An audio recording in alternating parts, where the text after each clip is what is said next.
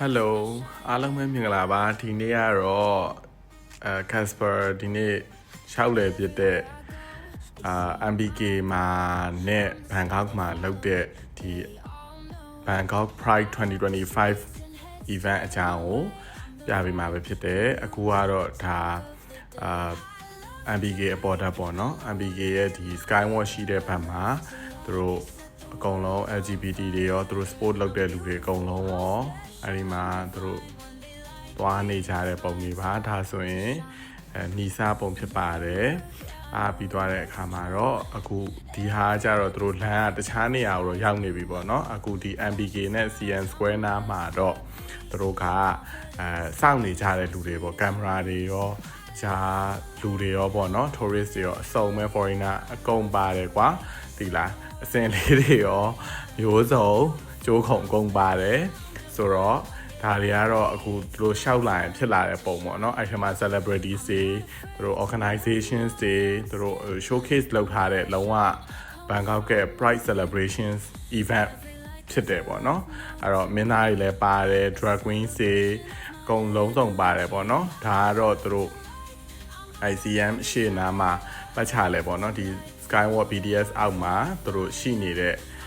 အနေထားပုံလေးတွေဖြစ်တယ်ဒါလေးကိုအားလုံးဒီ Bangkok မှာရောက်သေးတဲ့လူတွေရောမကြုံလိုက်တဲ့လူတွေအကုန်လုံးအတွက်ဒါလေးကို highlight video လေးအနေနဲ့လုပ်ပေးတာဖြစ်တယ်ပြီးတော့ကျွန်တော် Central ဘက်ကိုသွားတော့လဲ Central ဘက်မှာလဲသူတို့အဲ့နေရာကနေစပြီးထွက်တာဖြစ်တဲ့အတွက်ကြောင့်သူတို့ celebrating အတွက် decorations တွေလုပ်ထားတာတွေလည်းအရှမ်းမိုက်တယ်အဲ့ဒါတွေလည်းကျွန်တော်တို့တွေ့ခဲ့တယ်ပြီးတော့Casper တို့အဲ့ဒီ Central ပြင်ဘက်ကိုထွက်လိုက်တဲ့အခါမှာလည်းဒီသူတို့ night market လိုမျိုးပုံစံလေးပေါ့နော်အဲ့လိုမျိုးပစ္စည်းလေးတွေ souvenirs လေးတွေအဲ့လို accessories လေးတွေစားစရာလေးတွေချစ်စရာလေးတွေအများကြီးပေါ့နော်အဲ့ဒါလေးတွေကိုလည်းအစုံလုံးစီပေါ့တွေ့ရတယ်ပြီးတော့တဲ့အခါမှာလည်းအဲ့ရှိမှလည်းဒီ Pride အတွက်သူတို့stage လိုမျိုး performance ပုံစံမျိုးလည်းသူတို့ပြင်ထားတာလည်းထပ်တွေ့ရတယ်ပေါ့နော်အဲ့မှာလူတွေတပုံရိုက်တဲ့လူကရိုက်ဆိုတော့ရန်